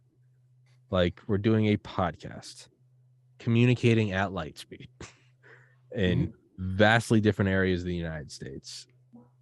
I am going to go to a store after this in my car that I just have to take a key and I just stick it in there like a toy, and all of a sudden I can just drive 2 tons of metal around effortlessly on lit by streetlights with police out there making sure no one's just fucking raping everybody. I go to a store and I don't have to rob it or take their goods and pillage their town. It's a peaceful, just like the inaugurations, a peaceful transfer of power. I have the peaceful acquisition of refrigerated deli meat with just a card. I just swipe a card. No one says you're taking our goods, kill them. I just go, I got the plastic thing, beep, here's the receipt, and they go, there you go. Any other time in human history, that's grounds for being beheaded and having my head put on a pike outside so no one else does it. But I can just walk into this store of food, painstakingly acquired, and there are regulations to make sure it's not poisonous, and come back here and unlock my door, and if it's a little bit too cold, I can beep, press a button, and it just gets hotter. And then if it's too hot, beep, I can just make it colder. Hey, it's dark. Yeah, fuck it. I can just ignite the sun in my own bedroom with the miracle of electricity. We have come so far from just literally beating each other to death with stones because someone else had a piece of corn that there's part of me that's like, I'm not willing to just say, oh, it's all over, there's a new world order. I'm just not, because it makes no rational sense to me. Maybe you look at it and say they have all the power in the military and what are you going to do? That's one argument. But I look at it in the time frame of tens of thousands of years. Like, back to the point, like, 500 years ago, it's like the printing press was a hot new item. It's been 120 years since some jackasses invented flight. Like, we have come so far that the idea of people being like, I'm black belt, I'm a doomer. Huh? We're at the 0.1 yard line. People, I don't want to play anymore. There's a pedophile. They're stealing the money. The inflation and the Fed. Audit the Fed. I voted for Ron Paul. They won't give him a debate, so I'm giving up. What? What the fuck? So that's where my mind comes from, is like, what's the alternative, guys? Just let's go back to the fields and just get eaten by tigers. Like, no. Nope, because nope. With farms are going away. Up here, upstate New York, 4 farms in my little tiny ass town since the spring has sold. If you like Philadelphia cream cheese, that's where your milk comes from to make Philadelphia cream cheese, by the way, or Chobani. So if you notice, the price of those things been going up because they got farmers are like, hey, there's less farmers, you're gonna pay me more for my milk. I'm gonna try to make a profit while I can, so when I do get out, I'm comfy. You know, it's so JP. How we got onto this was what's with the bad. You got to have the good. Like, what's good? What's evolved for you or us or everything mankind? That's good. You know, that's kind of how we got to where we are right now. When you're gone, trying to choke your chicken. Me personally, I have this thing called celiac disease, which means I'm gluten intolerant. I'm one of those fucking queer bags. Didn't choose to be this way, but that's nice. The fact that gluten-free food, one, is an option, so it doesn't cause me to shit my pants every time I eat. That's nice, and 2, because that technology has been around. Fig Newton, yeah. Fuck you. I miss Fig Newtons. All the story one tastes like marshmallows too, by the way. But like at first, man, I can't imagine like what people with this fucking disease had to deal with. It's a lot nicer now. There's a lot more options, and even most brands have gluten-free shit now, so that's kind of cool. So with celiac, has celiac always been there for you? It genetically, probably yes. However, my time in the military is what brought it into existence. So, what's your favorite? Because I'm curious about it because we're all celiac intolerant or flour intolerant some way or sort or another. For me, it's alcohol. If I have grain alcohol, I break out in highs. If I have potato vodka, I'm great. Interesting. You know? So what's your like favorite snack or food or something with celiac that is your go-to? Oh man. So I've actually been doing a lot of dietary changes this year. I've been trying to get my ass in shape, which I've made some pretty good gains this year, thankfully. But I don't really snack a whole lot. Mostly what I have is protein. I have I bet you do. Tuna packs. Yeah. So individually wrapped tuna packs, but those are pretty good. That's usually my snack, honestly. Other than that, I might have veggie sticks are pretty damn good. I eat those from time to time. They have like Pringle knockoff veggie sticks, which are pretty good. So, but yeah, that's pretty much it. Do you think Trump's gonna get back on his Twitter account? Shift. Sorry, no, I saw a meme earlier. Tommy, great segue. I saw a meme. I saw a meme earlier of it's like a Family Guy meme, and it's like Lois Griffin like sweating and staring at a prescription bottle. I guess there's an episode where she's addicted to something, but it just says Donald Trump, and then the prescription bottle is his reactivated Twitter account, and he's just staring at it, sweating. And just like, for better or worse, I don't even give a fuck. I know they voted to like let him do it. No, it's been reactivated. It's straight up reactivated. It's back. Okay. Yeah. The keys to the key. So he's just staring at it, like breaking out in sweats. That he can't do it. Actually, he did do a tweet about he said something about No, he hasn't used it yet. Oh, I thought he did. I thought it was him saying about Biden. Also, it was on his saying that Biden doesn't even tweet his own stuff. or No, something. he hasn't been on his Twitter since he was banned, and now it's back. And I, just for no other purpose than like, I like Elon's Occam's razor, where he says the most entertaining outcome is the most likely. This is wildly entertaining to me. Yeah. I'm not looking at this as a philosophical.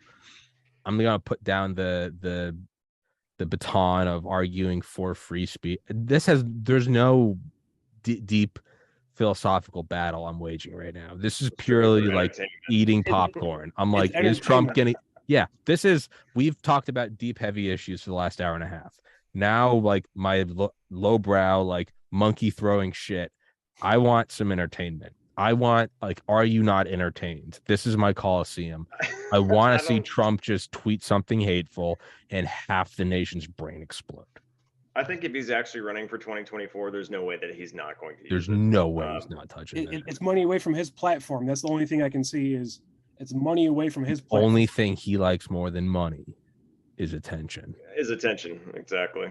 Wow. And I honestly, like, probably his main platform, Truth Social, will be his primary. But if there's anything worth tweeting, he'll throw it on Twitter as well. Okay, so let's pull it up right now. At some point, he's going to. I don't know when. Probably when he really starts running and politicking out there, he probably will. Or something major happens. Or set investigation against Joe Biden. Okay, so he's got 4.6 million followers on his Truth Social, and he's got 88 million on his Twitter. Holy shit. There's no way he's not touching that. It's fucking Frodo with the ring. There's no way he's not putting it on. The addiction calls. Absolutely. There's no way he's not going to do it. He will. There's no way he's not going to do it. I don't know what it will be, though. Taking bets. What? On what his first tweet's going to be. Probably dig at Joe Biden. That would be my bet.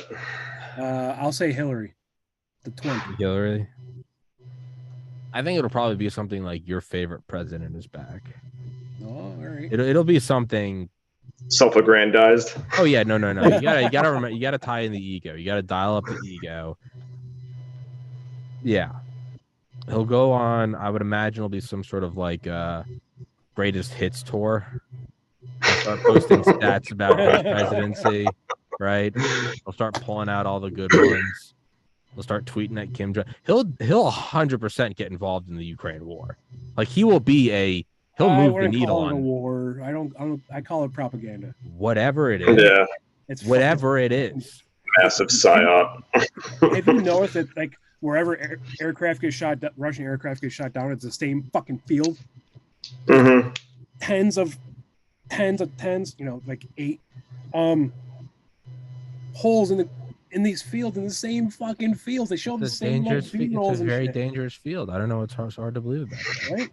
It is a corridor. It is one corridor. I don't know. I don't know. Do you think we're going to see? I'm just trying to think about the mask falling off. I'm going on that theme. If this happens and he comes back on, right? So, because Twitter brought back on James O'Keefe and Jordan Peterson, and those are people that the left hates, but it's kind of also like Trump is their Veritas, Trump is their Sauron. Like he is the fucking evil that they will froth at the mouth and like bite their own ankles to kill. You know why? Because he's orange. Did you watch Dave Chappelle's opening for Saturday Night Live? I did. No, I heard about it though. I heard one of the jokes that was fucking great. Yes, it's very canned, and his hands are straight up. Him doing the freaking bullshit or whatever, Illuminati, whatever. Who cares? But he goes, he's like, I'm from Cleveland. He goes, and I'm around a bunch of white people in Cleveland, and he goes, when Trump came out, he's the person that's been in the house. He comes out of the house, be like, yeah, all the shit you guys are talking about, we're doing in there. I'm going back inside. Paraphrasing, but essentially that's it. That's how he became such a good president, because he's like, yeah, we're doing that shit. I'm going to do it differently, but I'm still going to do it too. Yeah. but here's the people doing it. So it's I agree with that. Like that's exactly what he did. He showed that we are doing that shit. Well, it's like what Tim Dillon said. He goes, "No, it's not a conspiracy that they're all being bought off." He goes, "I used to do it. I was the best." And all of a sudden you go, "Ooh, this is interesting." And he goes, "I'm the most corrupt of them all. There's no one was more corrupt than me." And it's like, go on, tell me more. Yep. In terms of like the mask falling off, though, I think that because I do think that's one of the other silver linings in all of this is like the red pills floweth. Like by example, you can tell anyone anything, they don't give it. Oh, you're a Nazi, that's hate speech. But when you see it with your own eyes, is red pills are irreversible. You cannot take them out. They go down, you cannot throw them back up. If the government cracks down and does some Section 230 shit on Twitter, the moment Trump comes back, I think that's another red pill. And I think they will do that. And I'm not for or against it. This is my entertainment. I want to see how they crack down on Twitter in the wake of Trump coming back. They won't. They can't because Elon's gonna, as much as he may or may not be bought to or doing whatever, who fucking cares? If you're happy in life, who gives a fuck what other people are doing? As long as it doesn't affect you. He's I'm not sure. I'm optimistic that it's going to be well, I know it's going to be hilarious, but it's going to be ugly for a little bit with anything. Anything worth doing sucks while you're doing it. Do a push-up, it sucks while you're doing it. After you're I have a little peck like Tommy's little pecker. But there's good coming out of this stuff. The bad has to happen first. Him getting on their Twitter, you're going to see all over every media outlet, whatever it is. God forbid it's something bad, then he comes out and speaks about it. But that's the other thing I'm thinking too. Something bad's going to happen, and that's going to be his first tweet is about that. What if he just comes out and like literally tweets like photos of White House security protocol or something? And you're just like, oh, that was bad. Oh yeah, those top secret documents I had. Yeah, here they are.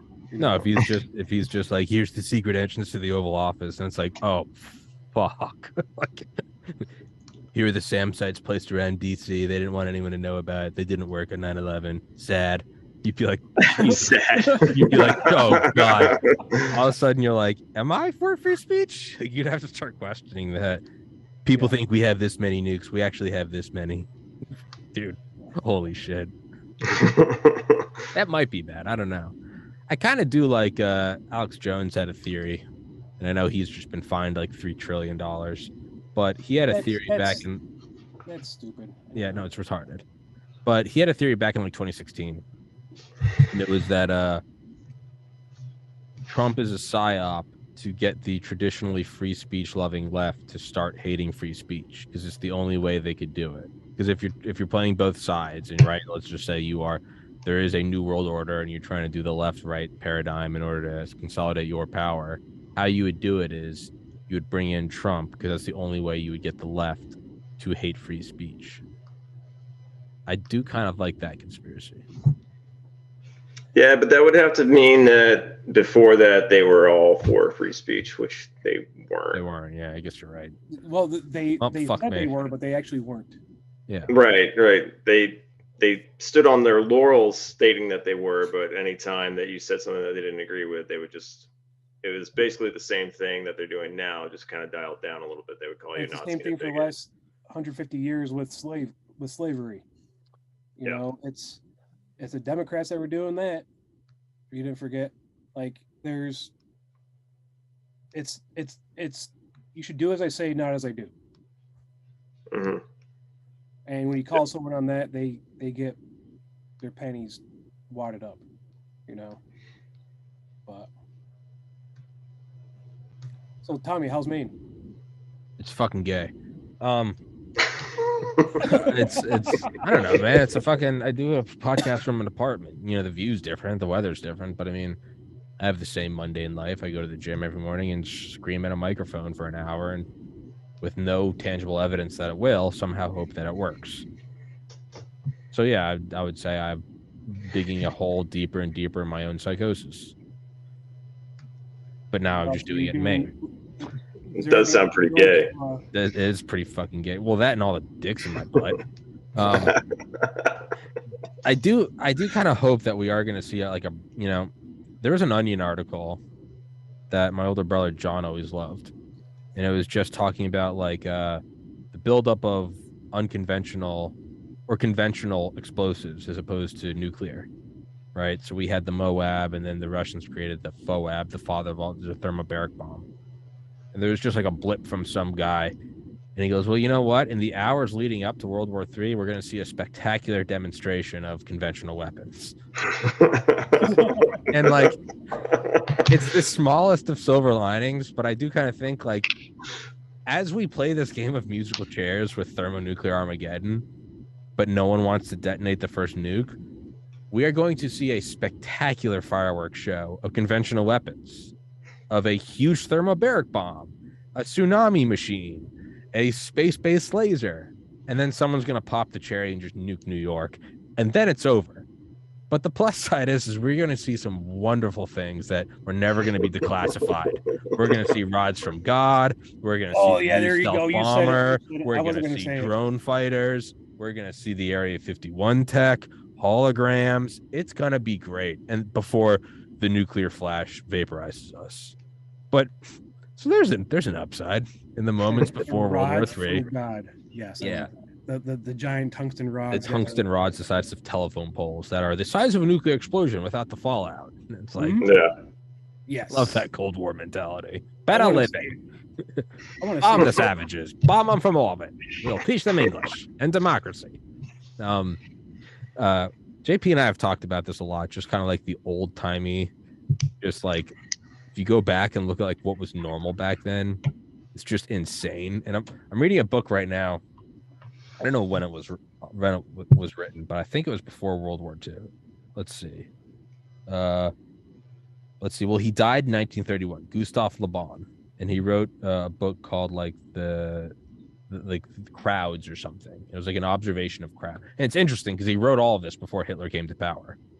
But he's kind of and it is, you know, even though it was written 120 years ago, it's still pertinent. And it's just about like the emotions of crowds, the psychology of crowds, which I'm sure DARPA's mastered by now through social media. But this guy's just talking about it. You know, it's like the you know, you take an intelligent individual, you take 100 intelligent individuals, put them in a crowd, and they basically become functionally retarded.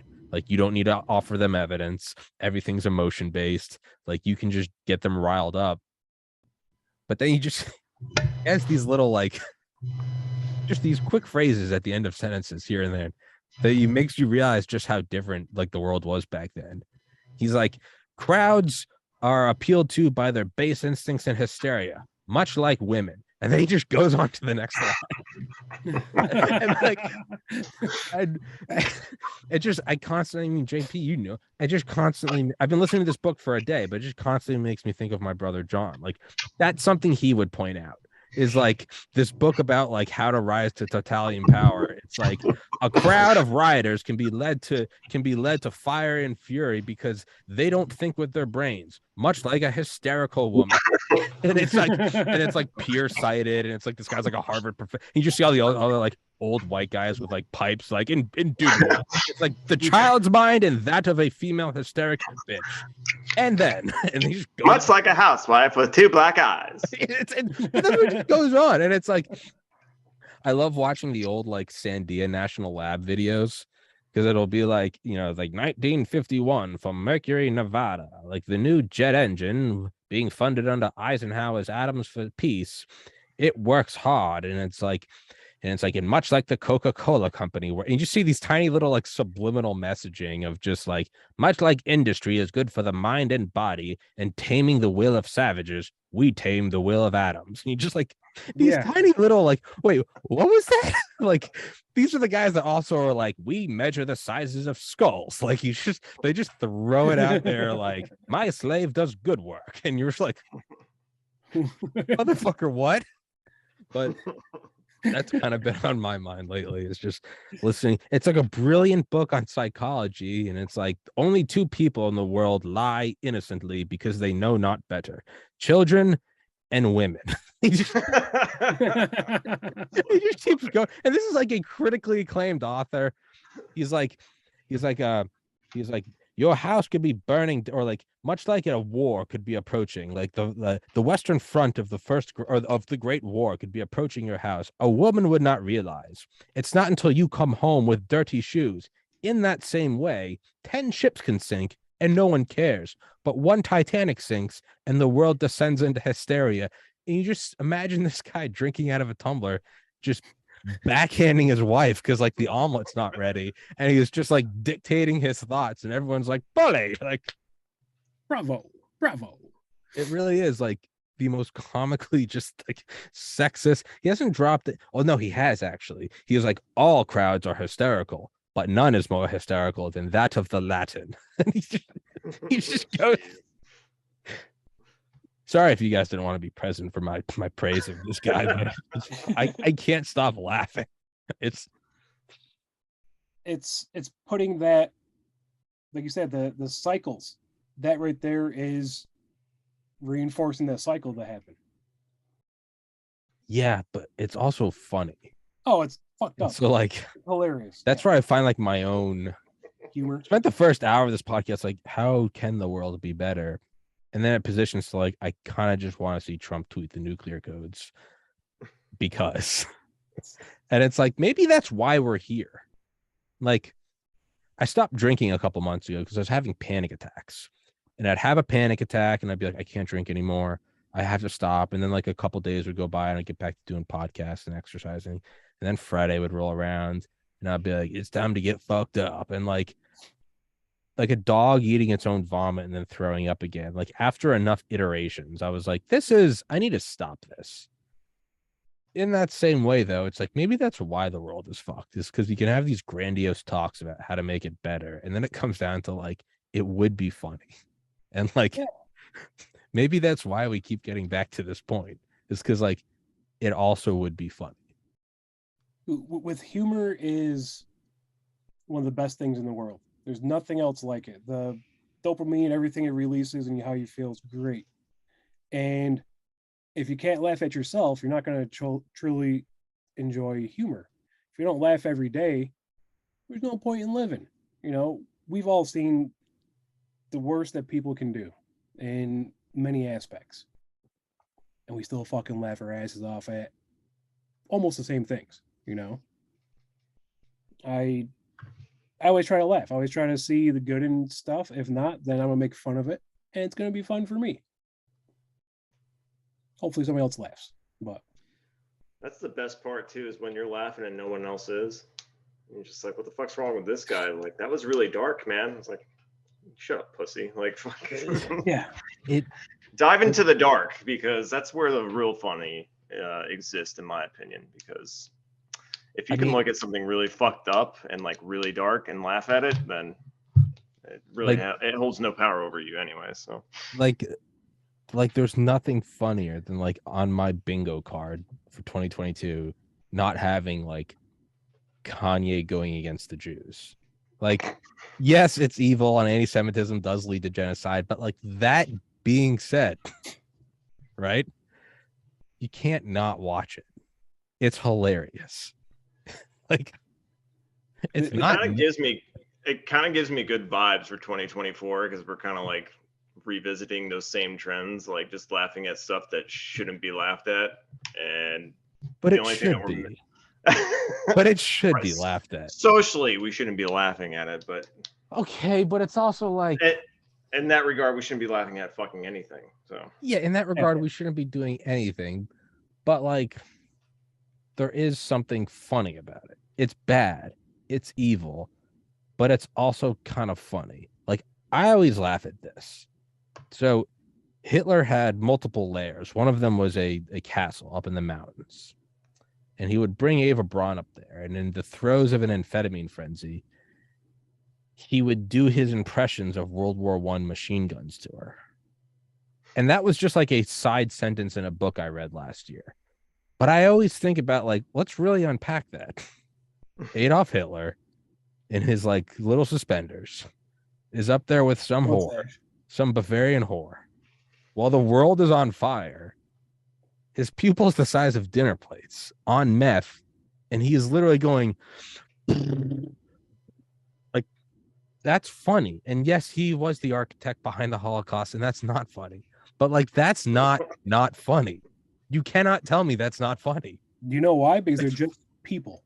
And if you don't have that outlet, you don't have that relief with comedy, humor, shit being fucked up, then when people get smoked by a bus walking the street, you can't be like, should have been standing there, you know, because that's like, there is the fact that the Antifa crowd has not said a word about like Pfizer's collusion with the US government, the definition of fascism.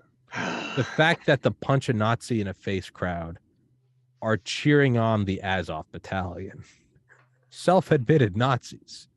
That's not funny. That's incredible. Yeah. That's amazing. It's like, also fucking infuriating. It is.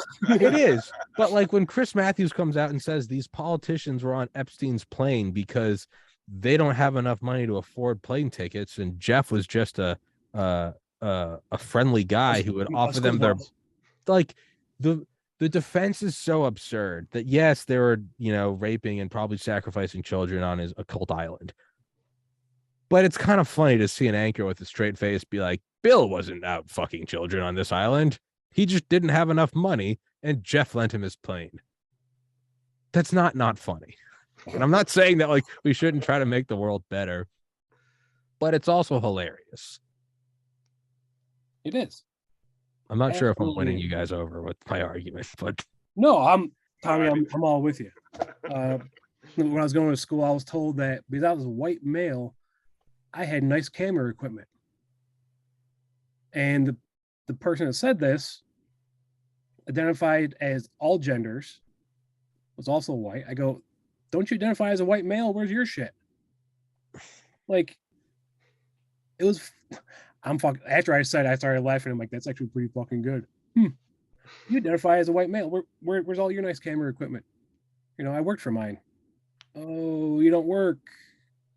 Okay, so then you're gonna pull the female card, but you don't work. You gotta play the glass ceiling. I got in a little trouble, but it's all right. I'll take it. You know, but that's why being able to laugh at yourself, that's the reason why midget comedians are by far some of the funniest ones I've ever seen. So. Absolutely. I remember John used to tell me about a friend that you guys had. You, JP, I think you probably knew. I don't know who it was, but he had like cancer in his calf or something. You guys called him Captain Cancer Pants. Yeah. That's great. Matt Loyal, really funny. We had and Matt was one of those guys too. Like, he didn't mind that you could joke about his cancer. He always thought it was funny. And I'll never forget this one time I had him and a few other people over at my house and spending the night, went, you know, doing what fucking teenager boys do at a fucking sleepover. And at one point, one of them went upstairs to get a drink, and I think like someone else was like, hey man, can you get me one too? And then Matt spoke up, was like, yeah dude, I'll take this. And the kid, I can't remember who it was, but without even skipping a beat, he was like, dude, what the fuck is this? Make-A-Wish Foundation? Go get your own goddamn drink. Jesus Christ. But Matt was fucking laughing his ass off. That's incredible. I mean, I had a kid on here, like the first 20 episodes. He survived the school shooting. And like towards the end of it, this was like right when I started the podcast, and I had no idea how to like know when a conversation was over or something. So I was just like, so are you excited for do with my hands? Yeah, I was like, so what? I was like, are you, you know, I was like, that kind of sucks that like you don't even have a senior year, like because of COVID. And he's like, Yeah, I mean, junior year was kind of worse. I was like, I guess you're right. And I was like, and then I was like, well, I was like, said something along the lines of like, well, just make sure to get together with all your friends before you go to college because like those friend groups kind of fall apart. And he's like, yeah, we already went out with a bang. And I was like, Jesus Christ, like that's great. Like that's not as Sam Hyde said. He's like, you got to find motivation in all areas of life, no matter what. I mean, 19 guys with box cutters and they barely spoke a lick of English. It's not good. I understand that. But come on. Fuck. Yes. That was maybe not the right one to go with. To it's all right. global war on terror veterans. That was tough crowd. But like, yeah, whatever. It happened. We learned, and make sure you have underwear with bomb in it. Yeah. Huh? The underwear bombing. Oh, the underwear bomber, the shoe bomber. Yeah. I don't know. Clock it. Yeah. Well, I got Dale at 6, so I got 10 more minutes. How do you guys want to wrap this one up? What do you got? What do you got going on coming up? JP, we'll start with you. What do you got going on? Holidays, man. I'm just doing the daily grind, unfortunately. Are you celebrating Hanukkah? No, not Hanukkah. No, we don't do that pagan shit anymore. We do we take the corpse of a tree and dress it up in our living room. No, we just came back from we took a trip up to Northern Virginia and did some Harry Potter Forbidden Forest experience thing that my wife was super excited about. So it was great, but that was about it. You would talk to Spake lately? Have I talked to who? Connor Spake? No, I haven't talked to Connor lately. It's been a while since I've talked to him. The last time I saw him was downrange, actually. So saw him down in Iraq, but You haven't seen him in, well, it'll be 5 years. Shit. yeah. I've talked to him, but yeah. Benjamin Button. Yeah, right? What? Dude's rolling. Connor was younger than me, and he looked like he was at least 10 years older than me. Like, oh, yeah. He has started getting white hair when he was 18, 19. He got ran over by a car when he was a kid, so I guess it really fucked him up. And That's great. I will say that. That's what I mean. Is like, that's great. I will say, JP, that little short bastard fucking rolled me up in a freaking sandwich like it was nothing. He had me fucking tapping out faster. I knew what hit me. Caught me absolutely off guard. Oh yeah, absolutely off guard. But people that are short, they need to do that, so they feel better about themselves. That's incredible. That's great. He got run over by a car. Like that's funny. Like, even just that sentence, like, you got run over by a car. Like, and then on top of that, he has a twin sister, so he got even less of the chromosomes or more. More. I think he would get more. He's not even here to defend himself, kind of like Dan. Speaking of retard strength, where is Dan? I don't know. I will say that I tried to get Ted Kaczynski on here, and the prison he's at, ADX Florence, which is known as like the domestic Gitmo. They didn't appreciate my emails, but I wanted to get. I don't know. I was trying to give the Unabomber a platform, but there's a way with that. It would have been great. I don't know if he would have done it because this whole thing was the Industrial Revolution and its effects have been disastrous for the human race. I don't know if he would have done it via Zoom. Like that might have, Like, are you fucking kidding me, guy? Yeah. I'm sure that you could easily spin that and make it happen, Tommy. I'm sure there's a way. No, I've tried. They were very not happy about me even contacting them. Okay. Oh, that sucks. I do think it would be great to go do an episode on Epstein Island. I think that would be a great one too, just in front of the temple. I hope you enjoy your kidneys. Yeah. Why? Oh, they're probably gonna cut them out and watch you bleed out. Why? Yeah. Sacrificial. Sacrifice. But I think it's empty. I think Epstein Island's empty. There's definitely people occupying it. Do you think they're fucking? Do you think they're sucking and fucking? Probably. probably, and, like bathing in blood and all that fun stuff. What if they actually do that? Yeah, what's her name? Megan Fox with Machine Gun Kelly. Oh yeah, that was a weird one. That boggles my mind. Holy crap! That like, right there is evil. She's like, So we do consume. We do that's consume. You know the Leonardo DiCaprio meme where he's pointing at the TV. Yeah. There's one where it's like a screen grab from that interview. She's like, we do on occasion consume each other's blood, but it's just Alex Jones' face on the Leo just pointing. I told you, they're interdimensional demons. They consume blood, Joe. I know you think I'm crazy. I don't care what you think. These people are demons. They rape children. They drink their blood. Oh God. Like, yeah. Okay, but like that's not funny. That the celebrities actually are occultists drinking each other's blood. Like, yes, it's evil, and they should bathe in hellfire for eternity. That being said, it is kind of funny that like Epstein's Island was actually like an occultist temple. Like, that's incredible. And like, it was real. The myth that they go to make it happen. How far they take it to make it happen. The fact that billionaires and ex-presidents get in the woods around a 50-foot tall statue of Moloch. Like, it's evil, but it's incredible. Like, this is the best ride ever. Like, the evil really does exist. Like, that Klaus Schwab dresses up like a Sith Lord. This is incredible. It's bad. I know it's bad.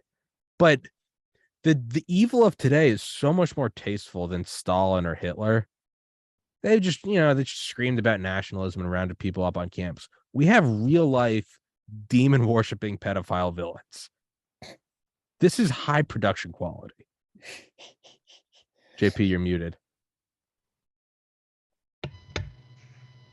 Bond villains. Exactly. So I don't know if my opinions will be echoed in popular circles, but So why don't we say screw Hollywood, make the shit ourselves?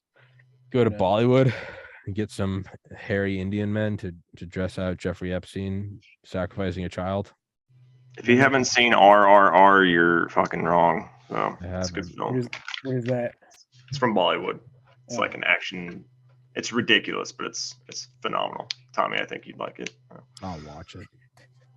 Well, I don't know. In closing, I guess my thesis is I'm happy there's pure evil in the world. Kind of realizing what the conclusive evidence of my rantings for the last 20 minutes have been. I guess I'm on the. If you have to be evil, do it tastefully, I guess, is the takeaway. Don't touch kids while doing it. Don't touch. Yeah, no, be evil. 18 and older, you can slaughter them. And have a memorable uniform. Like, cast yourself correctly. Epstein, that temple, fucking unmistakable. That is as recognizable as the Nike swoosh. Klaus in a leather top, that's like the golden arches. They understand branding. Yep. Exactly. Never underestimate a good poster child. That's what I'm saying. Yeah. That's like, what I'm saying. You would never trust a fart and never waste a boner. So yes. There you go. Well, that's the takeaway advice. Well, gentlemen, thank you for this schizophrenic episode. With the bad, there's the good. So there's the good. And we know the evil, so let's do the good and make fun of the evil. Do we get to a new year without a nuclear weapon fired? Yes. Yes. Gay. Well, optimism, Tommy. Oh yeah. So sorry. Optimism. Yeah, the mask is falling off. I'm like, will they rape the kids in public? And it's like, I thought you were all right. Well, no, that's by New Year's. I'll say no. I agree with JP on that. What if Trump gets on Twitter and tweets a selfie with him and Putin in Moscow? With Kim Jong-il in the background. Would the Asian tourists in the background. Would that end the world? Oh man. That's fucking hilarious. His first picture was just him and Putin, thumbs up, and he's just like hashtag if Trump's just said like Ukraine sad. That would be incredible. All this military weaponry funded by us, and they still can't get it done. Sad. And Biden's out 10%. Sad. I think that would be. I think that would be great. It's just Trump just cheesing ear to ear with like the fucking towers of the Kremlin in the background. First just first tweet back is just that picture. So And he just said like Zelensky's ugly, sad. That would end the world. That would Yeah. end the world. yeah. So what you're saying is I need to do some Photoshop, and I'm sure you know a hacker that can make that happen. Well, I can Right. Photoshop. I can just do it. I could absolutely do it. It's gonna be like just Helen use a Keller deep- trying to finger just use a paint the deep fake. freaking Mona Lisa. Yeah. What, Chippy? Just use a deep fake. Those things are pretty. Oh yeah, pretty on point nowadays. the AI machines. You tell it what to do, and it will do it for you.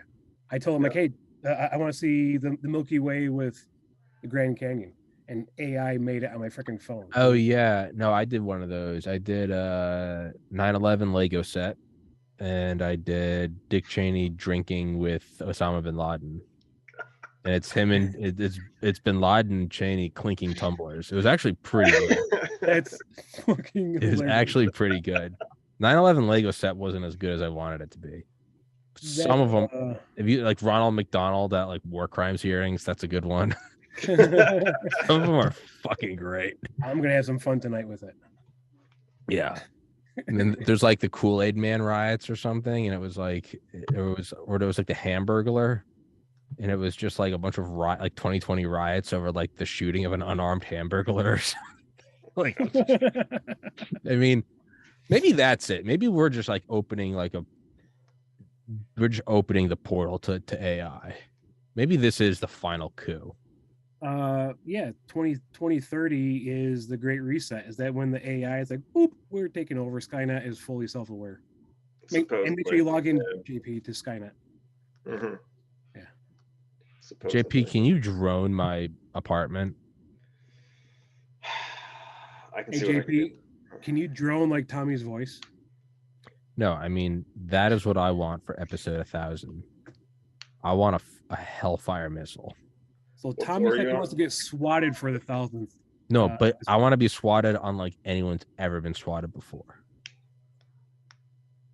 I want to get hit with I want to get hit with a Ukrainian missile. Fuck Poland. I want to get hit with. I want to be the Franz Ferdinand of the 21st century.